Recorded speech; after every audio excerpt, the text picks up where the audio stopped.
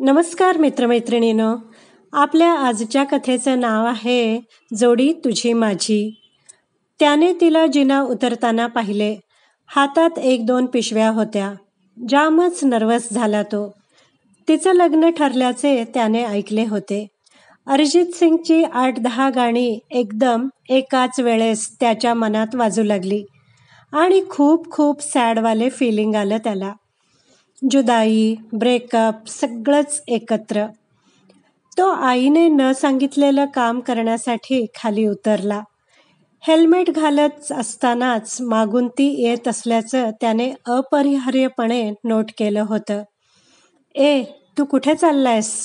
मला कॉलनी बाहेर रिक्षा स्टँडवर सोड ना, तिने काहीसं हक्कानं त्याला सांगितलं.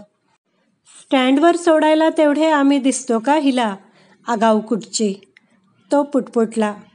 काय म्हणालास रे, तिने विचारले. काही नाही, बस बस, टाकतो तुला, तो घुश्यात म्हणाला. टाकतो?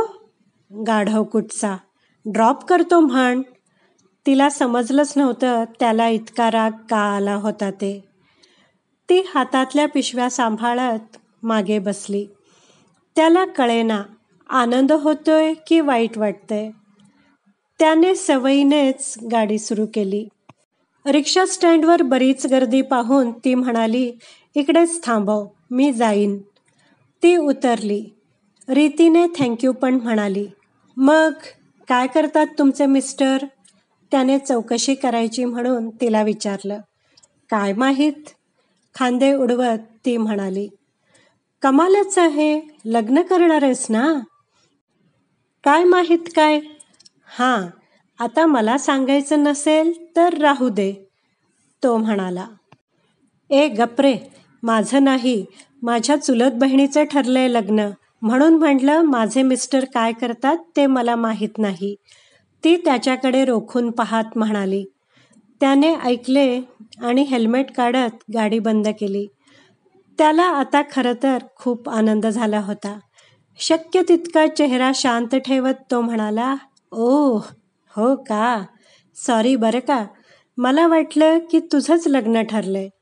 तिला अभिनंदन सांग आमच्यातर्फे, असं म्हणत त्याने शेकहँडसाठी हात पुढे केला. थोडे धीटपणे ती म्हणाली, सांगते, नक्की सांगते, आणि तसंही माझ्याकरिता पण स्थळं बघतायत घरचे, पण मला शक्यतो कॉलनी सोडून जायचं नाहीये, तिने हातातला त्याचा हात सोडवत म्हटलं. तो तिच्याकडे बघत होता. त्याला समजेना काय बोलावं ते. एक क्षणभर पॉज घेत तो म्हणाला, माझ्या मागे पण लागलेत घरचे लग्न कर म्हणून. मी पण सांगितलंय, शक्यतो कॉलनीतलीच बरी. ती झक्कपैकी लाजली. त्याला अतिशय आवडलं ते. मग कसलं आईने सांगितलेलं काम आणि कसलं काय. दोघे गेली की पहिल्यांदा बाहेर जोडीने.